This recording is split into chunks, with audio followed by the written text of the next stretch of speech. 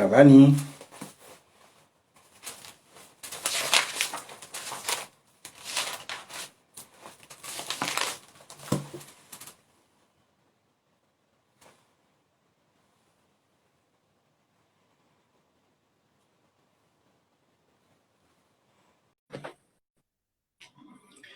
bienvenidos, bienvenidas. Está conectándose acá el doctor Juan Carlos Rojas. Ahí está el doctor Juan Hola, Carlos buenos días. Rojas. ¿Cómo está Juan ¿Qué tal, Carlos? profesor? ¿Cómo está? Bien, ¿usted, Muy profesor, cómo bien, está?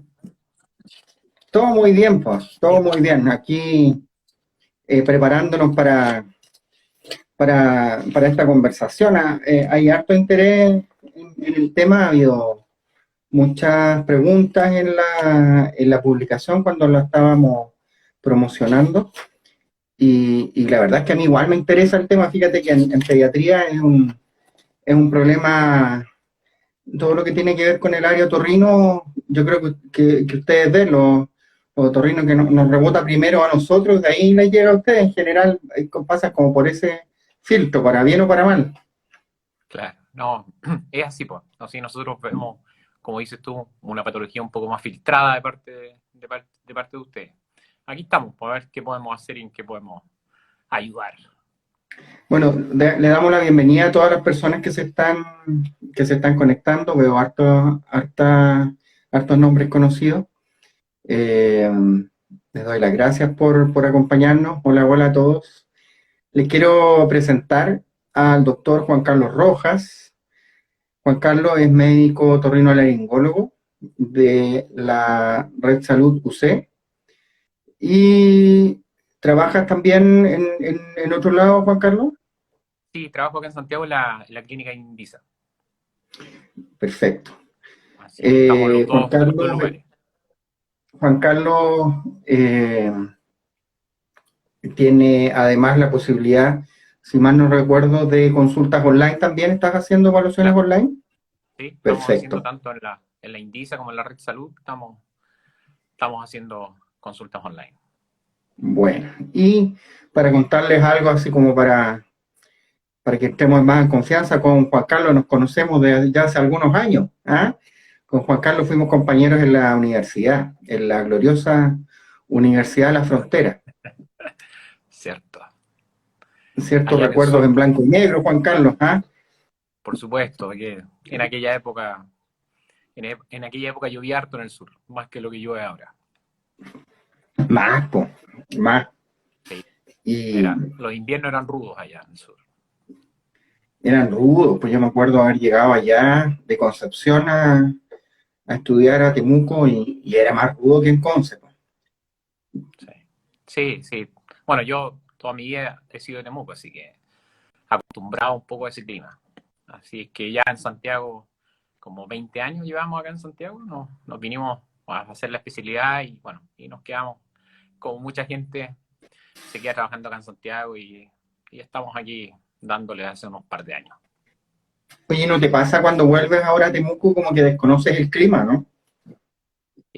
No, no, sé que es entretenido volver quizás con los años, cuando sienta más el frío, pero por suerte todavía no siento tantos cambios, pero yo creo que un par de años más ya cuando el cuerpo empiece a sentir esa diferencia de temperatura de la que hay acá en la zona central con la del sur, probablemente vamos a ¿Mm? pasar un poco más de frío de lo que acostumbrábamos en aquella época de juventud.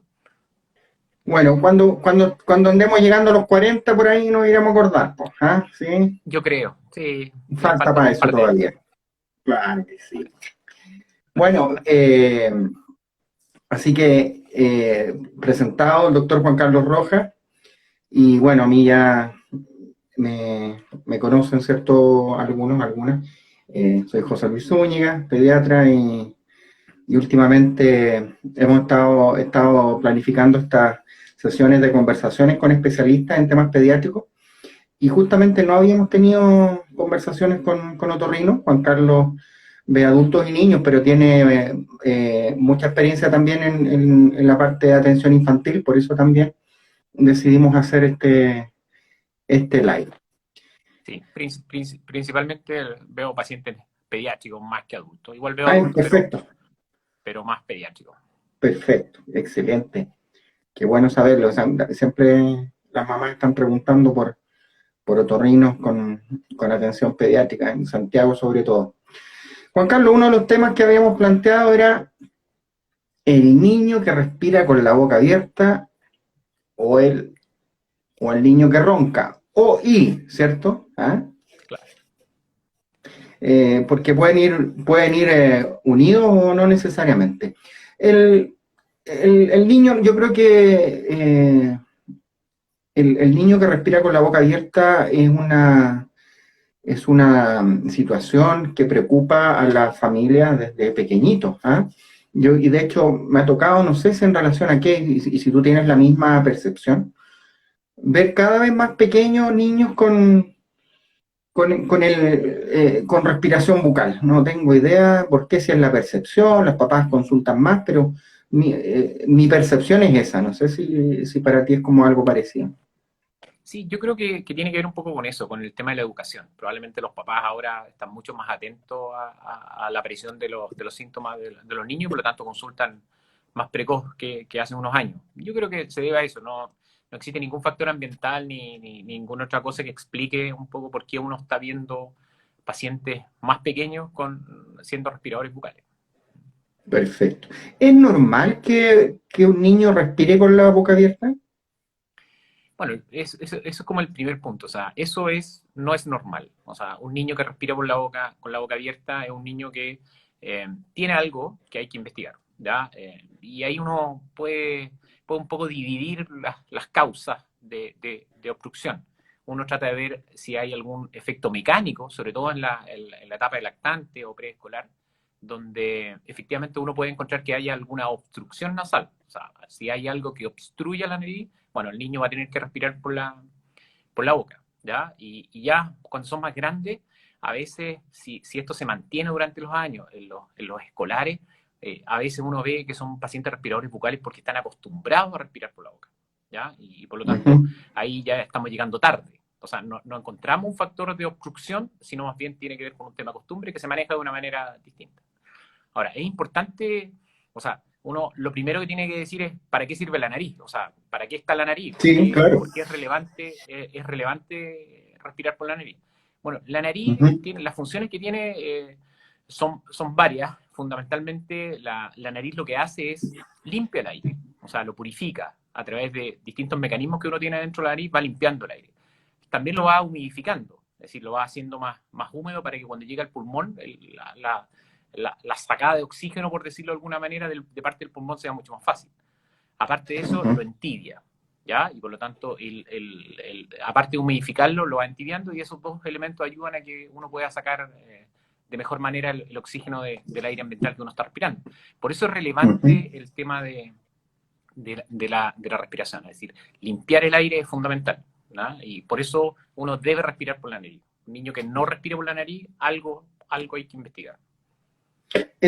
O sea, siempre la respiración por la boca amerita evaluación, siempre. Exactamente, no. Exactamente, Perfecto. no es normal. No está diseñado Ujú. la fisiología para eso. Hay que ¿Qué buscar la pasa si el causa niño y respira por la boca en vez de la nariz? ahí, como lo primero que pasa, sobre todo en la etapa más reciente, es que los niños, como explicaba un poco, la nariz sirve para limpiar el aire. Por lo tanto, cualquier niño que respire por la boca va a ser un niño que va a entrar el aire a sus pulmones, va a entrar sucio. Por lo tanto, si va a entrar sucio a los pulmones, va a tener un poco más de riesgo de hacer infecciones respiratorias. Es decir, no va a estar el aire limpio, no va a estar seco, no se va a producir una buena retiro de oxígeno de parte del aire y por lo tanto son niños que, los respiradores bucales son niños que tienen más riesgo de hacer infecciones respiratorias. Ahí podemos hablar de si son bacterianas o virales, pero sí es un niño que se enferma más, por decirlo de alguna manera. Y si eso se mantiene por los años, ¿ah? Empiezan a aparecer algunos trastornos craneofaciales, es decir, el niño, por tener la boca abierta permanentemente, la mandíbula empieza a caer, los músculos de la cara empiezan a elongarse y tiene una fase más o menos característica. Se empieza a modificar el paladar, digamos, la parte del maxilar, y empieza a aparecer un paladar ojival. Y cuando uno ve a esos niños, bueno, supone que son niños que han respirado por la boca durante muchos años. Y como explicaba anteriormente, a veces llegamos tarde, o sea, ya no hay una causa obstructiva, ya tiene que ver con un tema de acostumbramiento, por decirlo, y ahí estamos en un problema. O sea, en la etapa, resumiendo, en la etapa aguda, cuadros respiratorios, son niños que se van a enfermar más. Y en etapa crónica van a tener algún tipo de malformaciones craneofaciales que finalmente muchas veces los dentistas nos derivan a los otorrinos porque son respiradores bucales, porque ya empiezan con sus tratamientos dentales y ahí empiezan algún tipo de problema. ¿Ya? Y eso, los tratamientos dentales que requieren, por ejemplo, ¿están relacionados con la respiración bucal? A veces, a veces. Lo que pasa es que cuando se Puede, utiliza ya. algo, claro, a veces. Lo que pasa es que nosotros nos derivan los dentistas, porque en el fondo son respiradores bucales. Entonces, antes de iniciar alguna terapia, requiere el dentista que el niño vuelva a respirar por la nariz. ¿Ya? Y ahí nos demoramos un poco en los procesos. Como ya es crónico, muchas veces el fenómeno, como te decía, el fenómeno de acostumbramiento es súper importante. Entonces, reeducar la nariz posteriormente es algo complejo. Ahí la terapia fonoaudiológica tiene su rol importante, Sí. fundamentalmente, a veces algunos tratamientos quirúrgicos, pero en general la fonoaudiología es lo que aporta más. Ya, perfecto. Y bueno, en el corto plazo son las infecciones respiratorias, es más frecuente. Y hacia el largo plazo, ¿qué consecuencias puede tener en el crecimiento y en el desarrollo de un niño o de una Bueno, niña que respira? claro, como todo esto tiene que ver con la capacidad de absorber el oxígeno, por decirlo de alguna manera. Por lo tanto, si tenemos una mala ventilación pulmonar, una mala oxigenación, todos los trastornos que puedan venir en relación a eso, que son trastornos que son leves, son imperceptibles, que no son fenómenos agudos, que sino solamente eso se dan a largo plazo. O sea, niños que han respirado mal durante años, podemos tener algún retardo en el crecimiento, no en el desarrollo cognitivo, ni mucho menos, pero sí en el crecimiento. Los niños que respiran por la boca habitualmente tienen otros trastornos que tienen que ver con la obstrucción y por lo tanto ahí se mezcla un poco lo que conversamos acerca del ronquido, a veces asocian y ahí vienen otro tipo de consecuencias, ¿no? Entonces tiene que ver con la Perfecto. mala oxigenación que se puede dar, tiene que ver con los cuadros respiratorios o infecciosos que pueden tener, y a largo plazo, no, las malformaciones craneofaciales que te mencionaba. Y en el muy largo plazo, si es que no se aborda bien, se puede ir alterando, por ejemplo, la postura del niño, de la persona, la postura Eso, tanto en la columna cervical como hacia abajo. eso tiene que ver un poco con la cronicidad y muchas veces se da asociado a otros trastornos, o sea, como un elemento puro, Mm, decir que por respirar por la boca el niño va a tener una mala postura no está tan relacionado. Si se van juntando otros elementos, otros factores, probablemente sí va a ser relevante, pero así, solamente por el hecho de respirar por la boca, no solamente se van a producir estas cosas craneofaciales que yo te mencionaba. Las posturas, tiene que haber hay que sumarle cosas, ya, ya, no ok. son puros, digamos. ¿Ya? O sea, tienen que Ujú. haber otros elementos como para pensar que también va a haber una mala postura y ese tipo de cosas. Perfecto. Eh, Tenemos a un niño o una niña que respira con la boca abierta y la mamá, el papá deciden consultar. Y probablemente eso debiera finalmente tener una evaluación por otorrino. ¿Qué se hace? ¿Cómo se estudia? ¿Se necesitan más exámenes? ¿Y Sí, qué se hace? básicamente lo que uno va a hacer una historia clínica, va a vivir los antecedentes, va a ver si tiene otros síntomas asociados, y uno podría agruparle todos los temas nasales en un niño con cuadros infecciosos, cuadros inflamatorios, la rinitis alérgica, que puede hacer de que tenga mucha congestión nasal, la rinitis alérgica en forma crónica y no tratada puede hacer de que crezcan unas estructuras que normalmente uno tiene dentro de la nariz, que se llaman cornetes, entonces los cornetes crecen y eso tapan la nariz. Si uno Mm, va más hacia atrás de la fosa nasal, el tejido adenoideo, los adenoides, también es un factor relevante por lo cual hace que los niños puedan respirar por la boca y no tener un paso adecuado por la nariz. Y asociado, muy poco frecuente en los niños, alguna desviación septal importante o alguna malformación congénita de la cara que pueda entorpecer un poco el paso al aire. En general, uno lo estudia, los exámenes que va a pedir va a depender un poco de lo que uno anda sospechando. Uno podría hacer una nasofibroscopía, que es como introducir una camarita por la nariz, digamos, y mirar directamente la fosa nasal. De esa manera uno tiene una buena aproximación. A veces se requieren estudios radiológicos, tomografías o radiografías, y con esos elementos uno debiera tener un diagnóstico más o menos claro de qué es lo que está pasando y por qué el niño está respirando. Y de acuerdo a eso, obviamente, planificar algún tipo de tratamiento. De acuerdo. ¿Tú tienes algún esquema, algo que podamos ver como para hacernos una idea de cómo es esto de los cornetes o del adenoides? Porque yo creo que para muchos papás y mamás nos hablan del adenoide y es difícil imaginarse qué es lo que es y dónde está. Tengo acá una, espérate, a ver si te puedo mostrar. En, en relación al respirador, Mira, voy a ver si se ve ahí. Se ve no sé si alcanza a ver un esquema. ¿Se ve o se no? ve arriba, se ve ahí. Ahí ¿Sí? está, ¿sí? Ahí se ve, ¿Sí? ¿sí? Bueno, Un no poco sé si más alcanza a abajo, ver el Juan móvil. Carlos, un poco más abajo.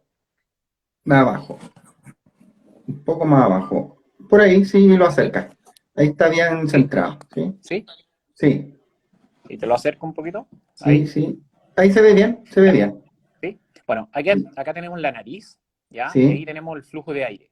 Y estas estructuras se llaman, lo que yo decía, son los cornetes, por ahí va pasando el aire. Entonces, cualquier cosa que entorpezca el paso del aire en esta zona, masas, tumores, malformaciones, cornete, inflamación, va a hacer de que el niño respire por acá.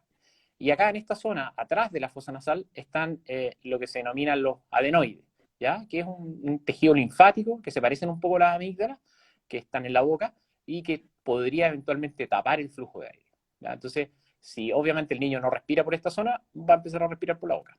Y aquí es donde un poco lo que yo les decía, si esto hay que mantenerlo permanentemente abierto, esto, que es la mandíbula, empieza a caer, ¿ya? Y entonces ahí se produce un mm, poco la cara característica de los niños que son respiradores bucales. ¿Mm? Eh, ya. cuando te mencionaba, aquí hay unas radiografías donde uno puede mirar, a ver, acá por ejemplo, aquí hemos una radiografía acá donde uno ve esta columna, no sé si se alcanza a ver ahí, ¿sí? Sí, una, sí, una columna negra de aire por donde pasa el aire. Y uno compara esta otra zona donde la columna negra es mucho más chiquitita. Y esto se debe a que acá, en esta la zona, otra hay no un se aumento ve. del A ver tejido si la nervioso. puede. Ahí, Perdón, ahí. ahí. Esta Sí, es la sí. zona del adenoide, donde se ve una columna negra ahí, delgadita, y si uno va a mirar la otra, se ve una columna mucho más amplia. ¿Ya? Entonces, Claro. esto, que es aire, está mucho más estrecho acá. ¿Ya?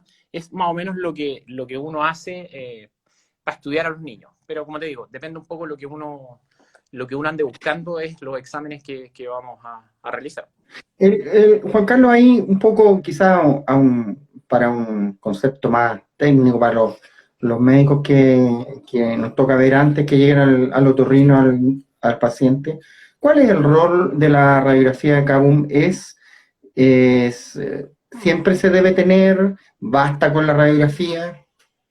Y, oh, buena, como dice, buena pregunta. Eso uno lo dice cuando la respuesta es compleja.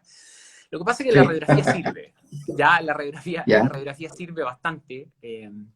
Pero ahí viene todo un tema de lo que es la irradiación a los cabros chicos, al tomar muchos exámenes imaginológicos. Entonces ahí uno empieza a evaluar si se justifica o no. Pero para nosotros, la nasofibroscopía, digamos, te aporta mucha más información. Es un examen que es más invasivo, que a los niños les molesta un poco, que hay que explicarle de buena manera a los papás cómo hacerlo, pero en general es un examen bien tolerado y nos aporta mucho más información. Porque como vimos ahí, la radiografía es básicamente para ver adenoide. En cambio, con la nasofibroscopía tú puedes ver los cornetes, puedes ver el tabique, puedes ver más cosas y además el adenoide, ¿ya? Incluso si uno quisiera, y uno lo hace habitualmente, seguir un poco más hacia abajo, a mirar la nariz, que entonces la evaluación que uno hace con una nasofibroscopía es mucho mejor, mucho más completa, no irradiamos a los niños, pero asumiendo que la radiografía tiene su rol y la seguimos utilizando y a veces solamente con eso llegamos a la cirugía. O sea, no se descarta, pero si uno ya. pudiera elegir, probablemente la naso es lo que uno debiera pedir o hacer, digamos, ¿no? Perfecto, perfecto.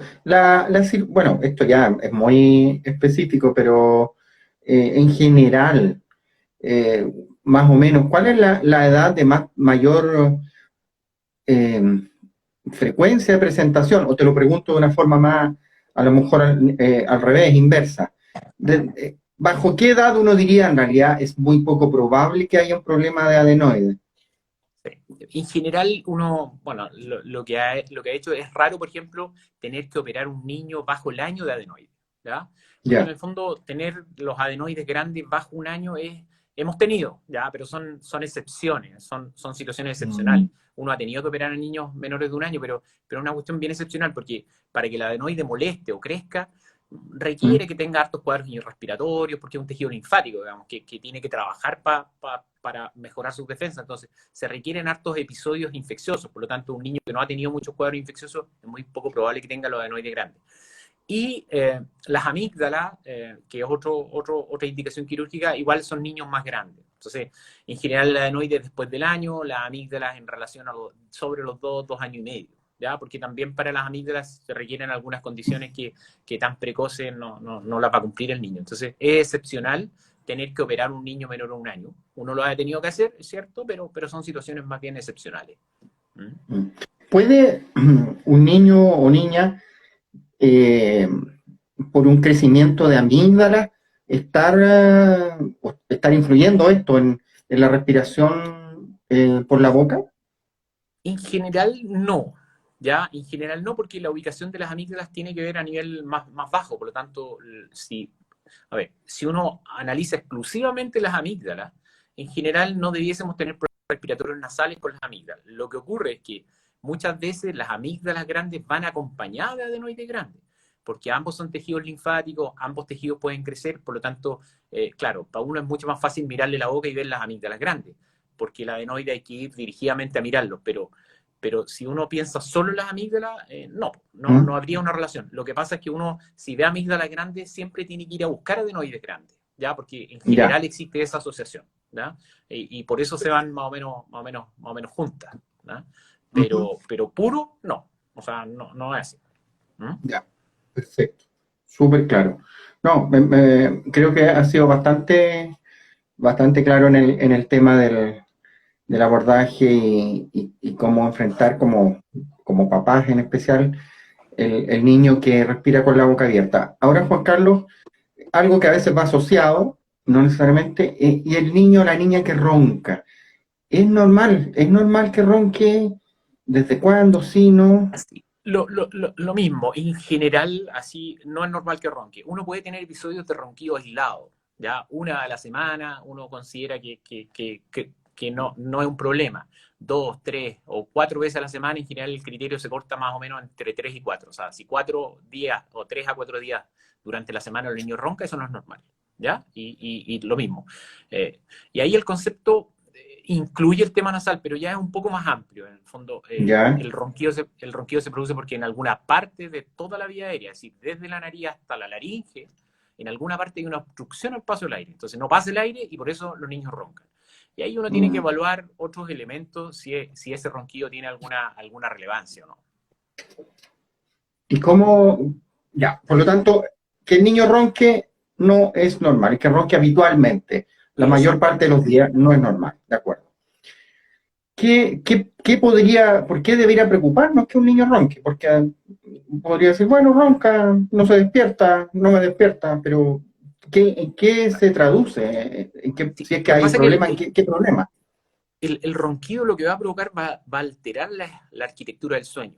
Por lo tanto, esos niños, si roncan, y especialmente si uno comprueba que hace pausa, son niños que durante el sueño no están descansando, ¿ya? Y si no están descansando, Mm. habitualmente también hay una disminución en la oxigenación durante la noche. Como mencionábamos, si eso es un evento aislado, no tiene mucha trascendencia, pero si estos fenómenos de mal dormir se van repitiendo, vamos a tener ciertos síntomas en los niños, que a veces se diferencian un poco en los adultos, ¿ya? Los niños, por eso uno pregunta a los papás, el niño se mueve mucho en la cama, se despierta en la noche, se cambia de cama, va al baño muchas veces. Todos esos síntomas indican o signos indican que el sueño está fraccionado. Si está fraccionado, por lo tanto, no es un sueño reparador que nosotros llamamos, un sueño que uno pueda descansar. Por lo tanto, si hay esos elementos, amerita resolver el tema del ronquido. Ahí uno habla. Ahora, con mayor razón, si por ejemplo alguno de los padres menciona o uno pregunta dirigidamente si el niño hace pausas respiratorias, o sea, si por algunos segundos deja de dormir, deja de respirar, perdón, deja de respirar durante el sueño, por algunos segundos eso significa una apnea. Y eso habla de severidad, ¿ya? Y por lo tanto, con mayor razón son niños que uno debiese estudiar. O sea, mirar la calidad del sueño cuando esté roncando, es decir, se mueve, despierta, anda cansado el otro día, cuesta levantarlo en la mañana, y lo clásico es que, no, despierta súper bien, doctor, se levanta súper bien, lo subimos al auto para llevarlo al colegio y se queda dormido en el auto antes de llegar al colegio, pero despierta, se baja y despierta. Bueno, ese niño que despertó y rápidamente se quedó dormido en el auto yendo al colegio es un niño que no tuvo un buen sueño, ¿ya? O sea, no está descansando. Los niños, los adultos, por ejemplo, que duermen mal, habitualmente andan cansados, habitualmente andan agotados, ¿ya? Pero los niños, por un fenómeno de inmadurez cerebral, no tienen mucho esa sintomatología, sino más bien al revés. Son niños que son hiperactivos muchas veces, ¿ya? Y a Sí, veces eso eso te iba a cuesta un poco preguntar. entenderlo. Sí, Eso, sí. cuesta un poco explicárselo a los papás, porque dicen, oh, pero si duerme bien, si el otro día amanece con todas las pilas puestas. Bueno, a veces aparecen sobreexcitados durante el día, y eso tiene que ver con una madurez cerebral. Niños más grandes, por ejemplo, niños que durmieron mal, andan más irritables, andan más mañosos, hay episodios de dolor de cabeza de repente que no tienen mucha explicación. Bueno, todo eso tiene que ver con la mala calidad del sueño, y por lo tanto son elementos que uno va preguntando a los papás para ver si efectivamente hay que hacer algo para mejorar esta calidad del sueño. O sea, son muchos los síntomas que pueden aparecer. Y muchas veces los papás, uno los empieza a preguntar y ahí empiezan a contar, sí, efectivamente eso pasa, doctor, sí, efectivamente. Sí, no les llama mucho la atención porque probablemente están como acostumbrados. No, si siempre ha sido así, doctor. Bueno, pero siempre ha sido así, no significa que eso sea normal. Y ahí hay que investigar un poco las causas del ronquido, las causas de las apneas en estos niños. Quería recalcar eso porque me parece muy importante. Significa que en niños las apneas en el sueño, los ronquidos, un mal dormir, podría estar influyendo eventualmente, o sea, la causa o uno de los causales de que un niño, por ejemplo, no se concentre bien, que esté inquieto, que tenga problemas de escolaridad, de rendimiento escolar, de concentrarse, de estar inquieto, que llaman, este niño no se queda quieto, no se concentra, ¿sí? Efectivamente, y muchas veces los pediatras, los neurólogos preguntan un poco cuando los niños van así, cómo duermen, ¿ya? Y ahí uno vuelve un poco atrás y efectivamente la calidad del sueño afecta todo este tipo de desarrollo en el colegio. Y ojo, uno no pasa que el niño, por ejemplo, no aprenda. O sea, no es que un niño, mire, va al colegio y no aprende. No se trata de eso.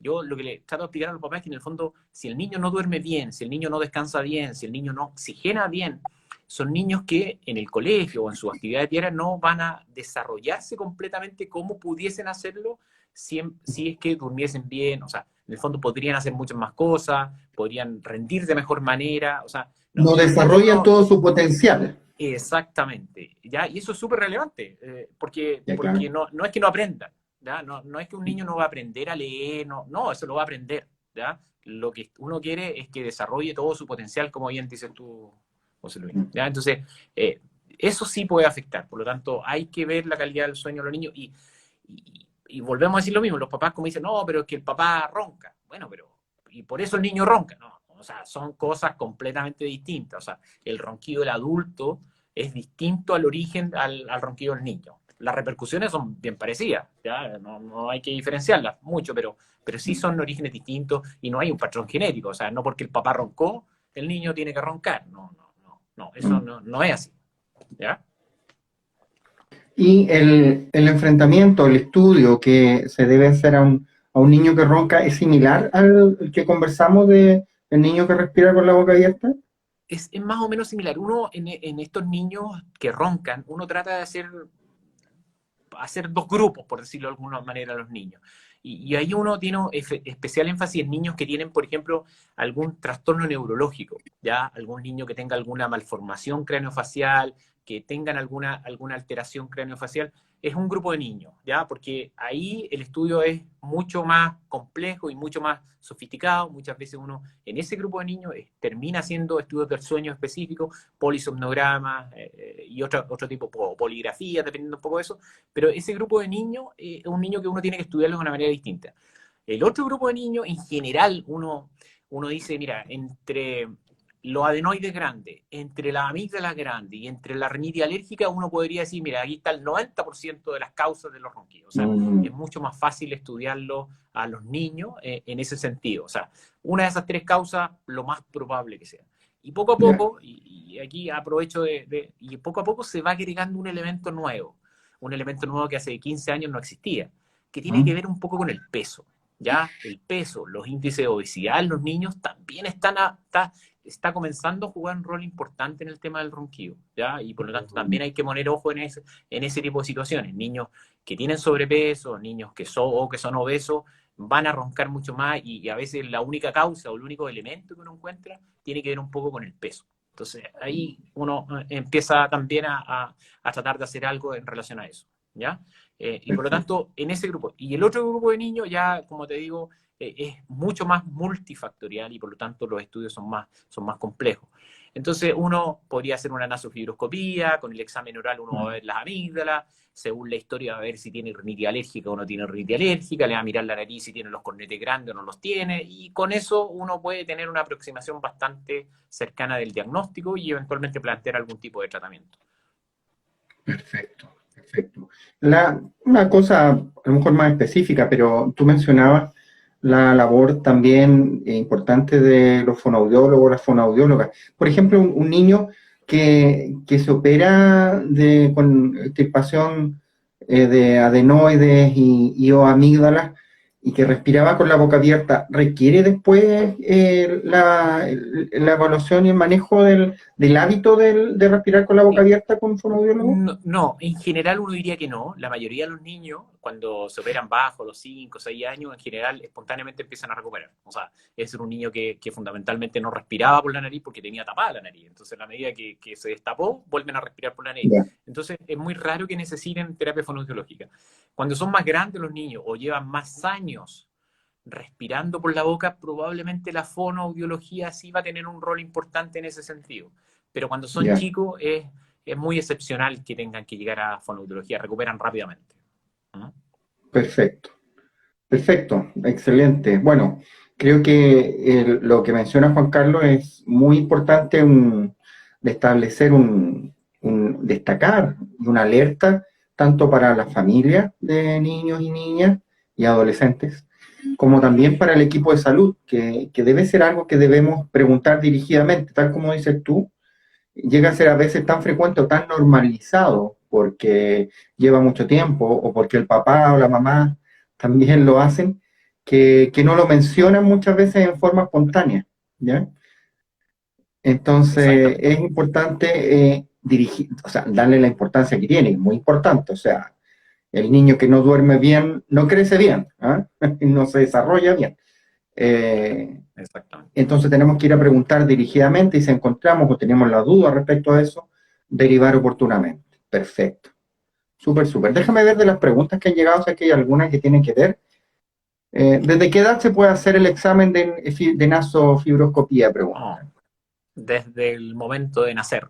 ¿Ya? O Ya, sea, no hay una perfecto. contraindicación de edad, digamos. Nosotros lo hacemos recién nacido por otros motivos, ¿ya? Pero Mm. las fibras son, no sé, 3.7, 3.8 milímetros y pasan sin mayores problemas y sin tanta dificultad para los niños. Ujú. Le preguntan por acá si es que el crecimiento de amígdalas y adenoides puede tener un cierto factor genético heredable, si alguno de los padres, No, no ¿no? hay Ya, perfecto. no hay un patrón Ya, claramente genético en eso. ya. Preguntan por acá, mi hijo de 18 meses eh, ronca y duerme con la boca abierta, ¿me debo preocupar? Sí, bueno, es más o menos lo que conversamos. Y ahí, por ejemplo, Sí. lo que hablaba, no sé si no lo alcancé a leer si era mamá o papá.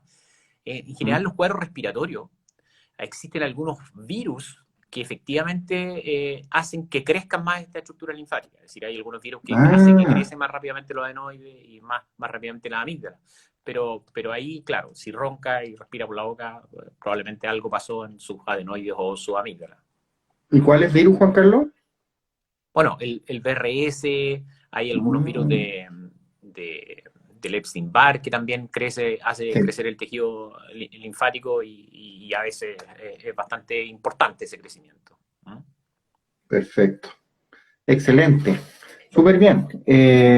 Yo creo que tenemos bastante claro en relación al tema y podríamos pasar al siguiente tema que habíamos planteado para esta conversación Sí, pues.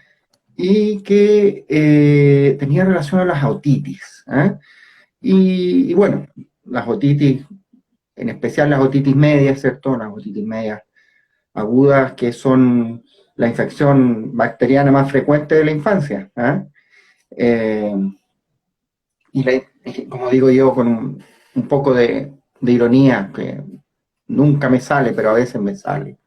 Eh, dice por ahí, dicen los libros que es la indicación más frecuente de antibióticos en la infancia. Yo digo, chuta, yo por lo que veo parece que el resfrío es la indicación más frecuente de antibióticos Claro. en la infancia. Bueno, ahí Pero bueno, esto está bien. sí. ¿Qué nos puedes comentar de las otitis? Que, A ver, como te digo, primero algo partí diciendo muy poco. sí, no, lo primero que dijiste tú, o sea, es un cuadro infeccioso que todos los niños, o un porcentaje altísimo de niños, van a tener una otitis antes de los 2 años, ¿ya? Y en eso no, tampoco uno tiene que extrañarse mucho, y a veces uno tiene que tranquilizar un poco a los papás, decir, oiga, tiene una otitis, ¿qué tan grave puede? Bueno, es una situación bastante frecuente, ¿ya? Incluso es tan frecuente que uno debiese preocuparse cuando la cantidad de otitis durante un año, por ejemplo, es más o menos importante, ¿ya? 4 o 5 episodios en 6 meses. En general uno debiera hacer cosas, pero un episodio al año de una otitis, no, uno va a tratar la otitis como corresponde y no va a hacer muchas cosas, ¿ya? Así que tampoco hay que asustarse, hay que estudiar algunos grupos de niños específicos. Lo más relevante, no sé si hay gente de la salud, pero a veces lo más Sí. difícil para uno es poder hacer un buen diagnóstico de la otitis. O sea, en el fondo, a veces lo más complejo es decir, ¿tiene una otitis o no tiene una otitis? Y ahí uno busca hartos elementos como para. Claro, si el niño supura el oído, bueno, es mucho más fácil hacer el diagnóstico de la infección. Pero primero es una situación que es bastante frecuente, que las complicaciones son raras, ya que si uno podría definir un grupo de niños que uno debiese preocuparse más, claramente son los menores de 6 meses o los menores de 2 años. Pero el grupo de menores de 6 meses son los que uno ahí tiene que poner ojo y tiene que hacer. Niños más grandes, hay que tratarlo, no digo que no, pero tampoco es una situación que debe alarmarse mucho, ¿ya? Y ahí uno tiene que evaluar un poco qué es lo que va pasando en el transcurso del tiempo. Por una otitis, que uno tenga una pérdida de audición permanente, es una situación que es rarísima y que no es habitualmente las otitis Por pueden un episodio, dices tú, por un episodio. por un episodio. Habitualmente las otitis pueden provocar una baja de audición, pero muchas veces eso es transitorio y uno lo va a solucionar y los niños van a quedar bien, pero tener una otitis como una otitis y que eso provoque una pérdida permanente, que no la podamos resolver, es muy, muy, muy, muy raro. ¿Ya? Por lo tanto, es una infección frecuente, sí, hay que diagnosticarla adecuadamente, hay que tratarla, sí, hay que fijarse la edad del niño, que son los elementos más importantes. Y estudiarlas cuando estos episodios se van repitiendo en el tiempo. O tenemos algunos problemas auditivos. Y ahí podemos hablar un poco de eso también. Pero si tuviéramos que poner un corte, de decir, de tanta frecuencia de otitis en 6 meses, en un año en adelante, amerita atención, evaluación por otorrino, ¿cuánto dirías tú que podría ser una Yo creo cifra? que en un año o en 6 meses, ya, con 3 o 4 episodios en 6 meses es un número Ya, importante. 5 en un año también es un elemento que uno dirá poner ojo. Siempre asociado a otras cosas, pero sí, si hay que ponerle un número, es eso. ya, ¿Ya? Y lo otro que quería mencionar antes que se me olvide es que las otitis duelen. ¿Ya? O sea, duele. Y eso es súper importante porque cuando uno no tiene dolor, uno duda del diagnóstico de otitis, ¿ya? Obviamente, niños muy chicos no te van a decir que duele, pero niños más grandes que uno le mira el tímpano y encuentra, debe tener una otitis, pero tú le preguntas dirigidamente y el niño es capaz de responderte adecuadamente y te dice que no le duele, en realidad uno debe dudar con el diagnóstico de una otitis media aguda, ¿ya? No, ojo con eso, ¿ya? Eso es, porque Perfecto. pueden haber otro tipo de otitis también, ¿ya? Pero en relación a las otitis media agudas, una otitis que no duela, por lo menos amerita ahí una pausa, ¿ya? Darle una vuelta. ¿Ya? Sí, hay que Juan darle una Carlos, vuelta, hay que pensarlo. preguntaban por acá en relación a eso. ¿Cómo darnos cuenta que un menor de 2 años tiene una otitis? Sí. Mira, el diagnóstico se hace mirando el tímpano, ¿ya? Si uno mira el tímpano, debiera ser capaz de hacer el diagnóstico. Hay algunos elementos que son importantes, por ejemplo, como Pero para dije, las familias, por ejemplo, para la mamá, el papá, Ah, ¿cómo podría sí. sospechar? La fiebre es un dato muy relevante. La fiebre es un dato relevante, la irritabilidad en un niño que no pueda manifestar el dolor es un dato relevante. Eh, bueno, la supuración, obviamente, si la mamá ve que salió secreción o la mamá siente que botó líquido por el oído, probablemente sea una otitis, puede ser una otitis externa, pero sí amerita a eso. Y lo otro que la mayoría de las veces, no siempre uno puede encontrar el dato, pero la mayoría de las veces es por un mecanismo de cómo se produce la otitis, la mayoría de las veces va acompañado de un cuadro respiratorio. Es decir, hay sintomatología respiratoria. Sí, estuvo con un poquito de moco, estuvo un poquito resfriado, el hermano mayor viene saliendo de un cuadro respiratorio. O sea, hay un contexto de una infección respiratoria dando vuelta, ¿ya? Y eso ayuda a, también, es un elemento importante para poder hacer el diagnóstico. O sea, niños con fiebre, ¿ya? Que no le encontramos el origen, niños que están muy irritables en un contexto de un cuadro respiratorio, claro, son elementos que obligan a sospechar de que pudiese estar haciendo una otitis. En niños muy pequeños se puede acompañar, por ejemplo, de vómito. Sí, sí. Ahí en los niños más chicos la sintomatología es mucho más inespecífica. Puede haber vómito, incluso puede haber diarrea, irritabilidad, inapetencia. Ahí, bueno, ustedes saben, los pediatras mucho más que entre más chicos la sintomatología es más vaga, no es tan específica como niños más grandes. ¿Mm? Por casualidad, ¿tienes por ahí algún esquema para mostrar a los No papás? tengo, no tengo ninguno acá. Se me Ya, fue preparar uno, ¿ya? Así como ya, a grandes rasgos, sí, uno tiene el conducto, tiene la oreja, por decirlo, tiene un conducto, y después del conducto está la membrana timpánica, y después de la membrana timpánica está el oído medio. Ahí es donde se produce la infección, en el oído medio, del ¿ya? tímpano hacia adentro. Exactamente. De ahí se produce el cuadro y ese oído medio tiene una comunicación con la parte de atrás de la nariz, por eso el mecanismo del resfrío que yo les mencionaba es un elemento importante. ¿Ya? Entonces ahí viene la comunicación con la parte de atrás de la nariz, por lo tanto de ahí habitualmente vienen los bichos o las bacterias o los virus y atacan el oído. ¿Mm? Y Perfecto. en relación a lo mismo, un punto que uno considera importante, por ejemplo, la consulta de urgencia. Es decir, escucha, Sí. ¿es relevante, doctor, que yo vea a mi hijo con secreción en el oído, lo tenga que llevar a la urgencia? ¿Ya? Bueno, si uno tiene el diagnóstico de una otitis, uno tiene tiempo para hacer un buen diagnóstico y tiene tiempo para tomar la decisión si va a dejar antibiótico o no. ¿Ya? Y por lo tanto, no es una urgencia. Lo que sí tenemos que resolver en ese niño es que ese niño hay que acordarse que le duele el oído. ¿Ya? Y por lo tanto, lo que uno debiera hacer en la casa, con mamá, papá, es dar algún analgésico. O sea, si se encontró que tenía secreción y estuvo irritable y sospecha, bueno, hay que dar algún antiinflamatorio, hay que dar un analgésico. Eso es lo más relevante para el niño en ese momento. Y perfectamente uno puede esperar hasta el otro día con una buena evaluación, con su pediatra, con su médico tratante, y determinen la necesidad o no de usar antibióticos.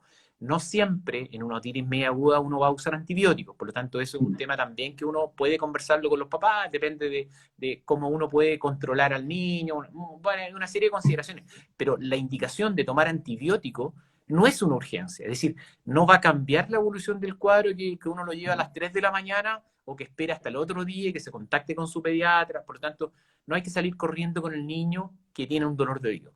Porque además en la urgencia es un servicio de urgencia y por lo tanto probablemente vamos a resolver el problema en forma aguda y no muchas veces o a veces no es de la mejor manera. Por lo tanto, un analgésico, un buen antiinflamatorio, que duerma bien el niño, que descanse y al otro día con su pediatra, con su otorrino, que lo pueda manejar, ¿ya? Y por lo tanto, es importante eso, de la Sí, urgencia. por lo que acabas de decir acá, la Asociación de Pediatras de Urgencia preguntan dónde vives, te van a hacer llegar un barro luco y una caja de cerveza, dice, ¿ah? Por favor que se comunique por interno, ¿ah? Claro, sí, hay que explicarle a los papás que no hay que correr por eso. Por otras cosas hay que correr, pero por un dolor Sí. de oído hay que darle algo para el dolor. Eso habitualmente los papás lo tienen en la casa. ¿Mm? Pregunta, a pesar de que parece que se ve menos, pero parece que todavía anda por ahí. Si se le ocurre a la abuelita, al abuelito, ponerle un cambucho en el oído. Mira, el efecto bueno, como tú partiste diciendo, uno es del sur, ¿ya? Y en el sur probablemente uno veía más cosas, experimentó más cosas en relación a eso, ¿ya? Bueno, lo que produce el cambucho es calor local, ¿ya? Eso es lo que produce. Y por lo tanto el calor local, en cualquier parte que uno tenga una inflamación, el calor lo que te va a provocar es alivio de ese dolor, ¿ya? Y por lo tanto cuando le ponen el cambucho, van a calmar el dolor. Efectivamente, le va a servir a calmar el dolor. Pero eso también uno lo puede hacer con el ibuprofeno, con el paracetamol. Entonces, no tiene mucho sentido. Ya, meterle cosas hacia adentro, ya ahí no estamos tan de acuerdo. Pero el cambucho es como ponerle un guatero en la oreja, ¿me entiendes? Ya, Es como ya, eso. pero mejor que no, mejor que no. Em, el efecto va a ser mucho más potente para el niño que le den una buena analgesia, un buen antiinflamatorio. Eso le va a ayudar mucho más que el cambucho, ¿ya? Y por lo tanto, no debiésemos usar esas cosas en esta época. Juan Carlos, una otra situación hipotética que yo creo que se tiende a dar, ¿ah? El niño, la niña está con dolor de oído y alguien se acuerda por ahí que tiene en ese cajón donde está todo vencido, tiene unas gotitas para el oído que alguna vez dejaron y le quieren echar gotitas en el oído así un poco a ciegas. ¿Qué te Sí, parece? ¿Qué mira, nos podrías decir? a ver, lo que pasa es que las gotas tienen su indicación. El principal efecto que tienen las gotas es cuando uno habla de una otitis externa. La otitis externa se produce habitualmente por el tema de la piscina, de manipular el oído. No estamos hablando de esta otitis externa, estamos hablando de la otitis media. En ese ámbito, las gotas, claro, uno podría decir, mire, es que tiene un poco de anestésico. Sí, efectivamente, tiene un poco de anestésico, pero van a ocurrir dos cosas. Primero, que va a ser mucho más potente darle el ibuprofeno, el diclofenaco, el lertu, el paracetamol que echarle gotas. O sea, como potencia analgésica, el antiinflamatorio va a ser mucho mejor. Lo primero. Y segundo, si cuando comenzamos esta conversación del tema del diagnóstico, claro, si uno le va a echar cosas en la oreja, cuando vaya al doctor va a mirar la oreja y no va a saber si es la inflamación, si son restos de gota, si es secreción. Entonces ahí se nos empieza a complicar un poco el tema del diagnóstico. Por lo tanto, desde ya uno debiera decir, mire, si quiere darle algo para el dolor, dele algún antiinflamatorio, algo que su pediatra le haya dado, dele eso, pero no le eche gota, que no le va a aportar más y finalmente nos va a provocar más problemas a nosotros para el diagnóstico. ¿Ya? Ahí sí que las gotas, en ese caso, no. ¿Ya? Juan Carlos, en el caso de que los padres consultaron, se le ¿Mm? diagnosticó una otitis y se le indicó antibiótico. Y sobre todo pensando que muchas veces para los papás, sobre todo en estos tiempos, no resulta fácil volver a un control y quedan ahí como con la duda. ¿Cuánto tiempo después de iniciado el antibiótico quedaríamos tranquilos con que ya bajó la fiebre? ¿En cuánto tiempo? O al revés, después de cuánto tiempo de que está con el tratamiento antibiótico y sigue el dolor o la fiebre, pensamos, no, acá hay que reevaluar porque no está resultando. Sí, la respuesta a tratamiento antibiótico, en general uno debiera evaluarla entre las 48 y las 72 horas, ¿ya? De respuesta a tratamiento. Uno ¿Mm? debe saber de que en ese momento todos los procesos inflamatorios debieran ir disminuyendo y por lo tanto el paciente debiera sentirse mucho mejor. Antes de eso, uno no es bueno evaluar, porque en el fondo no vamos a saber si el antibiótico le está ayudando o no. Por lo tanto, a las 48 o 72 horas, uno lo que le explica al paciente, a los papás es que en el fondo, si a las 48 o las 72 horas siente que está igual o peor, al control. Si usted siente que está mejor, nada, termina el tratamiento y vuelva a control posteriormente. Pero las 48 a las 72 horas es como el plazo fatal. Hay algunas cosas también. Uno, por ejemplo, para hablar de severidad, uno tiene que hablar de la fiebre, tiene que hablar del dolor, como decías tú, tiene que hablar de la alimentación. ¿Ya? Si son niños muy chiquititos, probablemente cómo se está realimentando. Empezó a comer nuevamente. Bueno, eso es un elemento muy importante como signo de que esto va evolucionando positivamente. Por lo tanto, ese tipo de cosas, cómo se ve el niño, cómo se siente, duerme mejor, ya no despierta, son elementos que uno va a ir preguntando, ¿ya? Pero por días, entre el segundo y tercer día antibiótico. Perfecto. Y otro elemento también que mencionábamos, que cuando puede haber supuración o salida de líquido por el oído, que significa que se rompió el tímpano, ¿no? Claro. ¿Cuánto tiempo sería lo esperado que se mantuviera esa supuración, o visto desde otro punto de vista? Después de cuánto tiempo en que se mantiene la supuración a pesar del tratamiento, amerita una evaluación por otorrino, Sí. frente a una otitis media aguda. Sí, estamos hablando más o menos de los mismos plazos. O sea, entre el tercer y cuarto día de que el paciente está con el antibiótico y sigue supurando, algo está pasando. ¿Ya? Algo está pasando. El proceso inflamatorio no se ha cortado, porque aunque quede la perforación, que puede demorarse más tiempo en recuperarse, ¿cierto? Pero si uno controla la infección, la cantidad de secreción va a ir disminuyendo. Por lo tanto, si al tercer día la mamá dice que la cantidad de secreción que está saliendo por el oído es la misma, en realidad hay que poner ojo. Algo está pasando. Bueno, ahí sí el otorrino tiene su rol importante, el microscopio, la aspiración, limpiar, ver de dónde viene, etcétera, aplicación de algún tratamiento tópico a veces. Bueno, ahí sí que el otorrino tiene que ser visto por otorrino en el fondo. Pero al tercer día la mamá debiera notar de que disminuyó la secreción, ¿ya? Que disminuyó. Ya. Puede que se mantenga, pero francamente en disminución. Ok, y otra pregunta en el mismo sentido. Es esperable, ¿cierto? Si el tímpano, el oído medio dentro del tímpano está ocupado con líquido, que debiera haber aire en forma normal, ¿Sí? haya una disminución de la audición, que es probable que los niños más grandes nos puedan referir eso. ¿Cuánto tiempo es esperable? O nuevamente, después de cuánto tiempo en que ha sido tratada y mantiene aparentemente esa disminución de la audición en el oído afectado, uno debería pensar que requiere una evaluación por otorrino. Sí, en general o sea, los plazos son más o menos establecidos a los 3 meses. Yo en general no espero tanto, ¿ya? Pero por ejemplo, al mes y medio, los 2 meses que el pediatra dice, o la mamá le dice al pediatra, es mejor o sea, que está escuchando menos, siente que escucha menos, que el niño relata que escucha menos, yo creo que al mes y medio debiera ser derivado para ver si hay que hacer algo. No digo que tengamos que hacer algo en ese momento, por lo menos ¿Ya? una evaluación. Pero antes de eso no tiene ni un sentido. O sea, en el fondo, como tú dijiste, ese oído va a estar inflamado y esa inflamación efectivamente va a hacer de que el niño escuche menos. También hay que ver el contexto del niño. Es un niño que ha tenido es solo un episodio, este es su primer episodio, nos quedamos más tranquilos. Si es un niño que ha tenido más episodios, nos ponemos.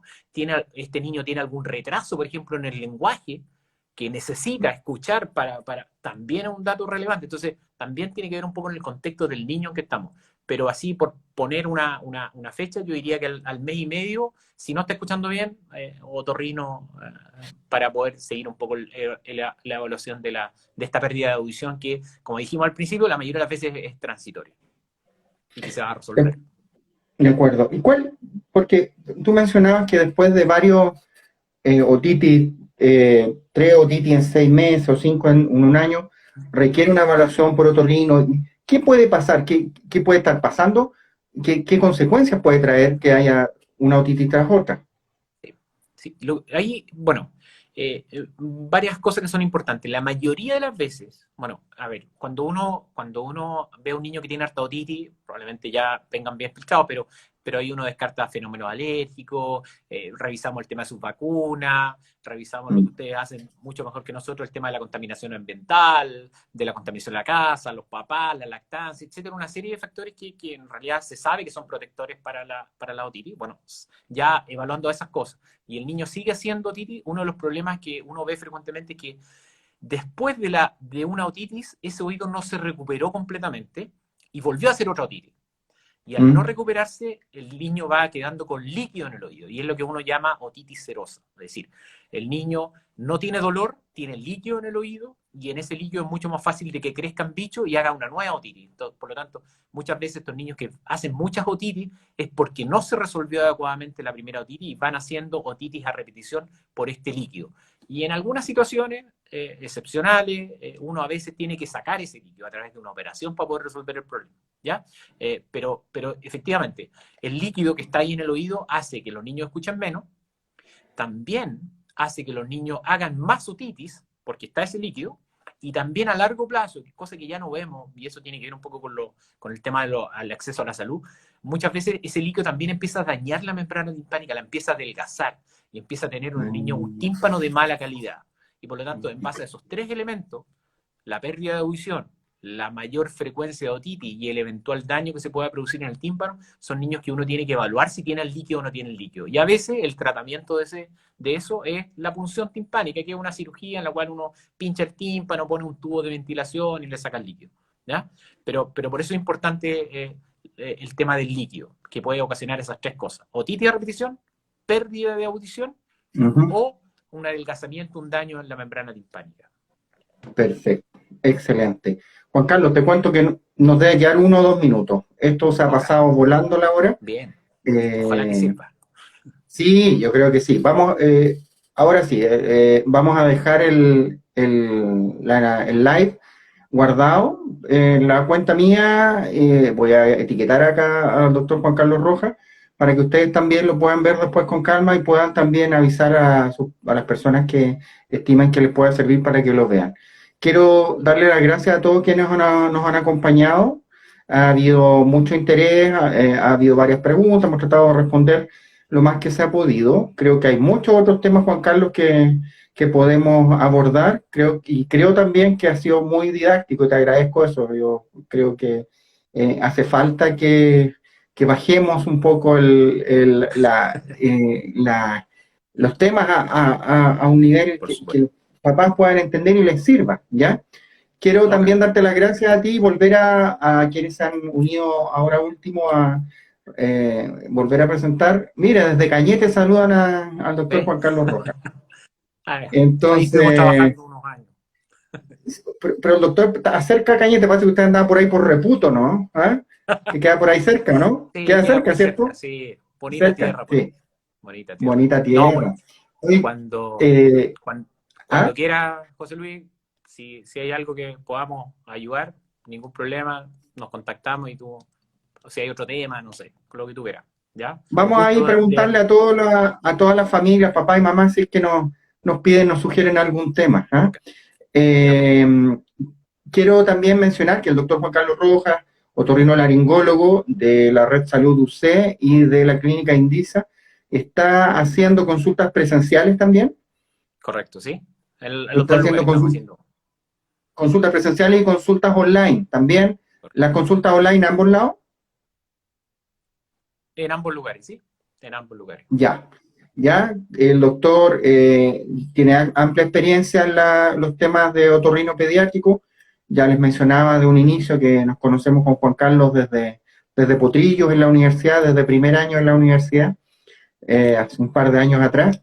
Y es un excelente profesional, además muy buena persona, así que totalmente recomendado. Y tu cuenta en Instagram, que está nuevecita, pero también sé que va a ir subiendo temas, es doctor.jcrojas.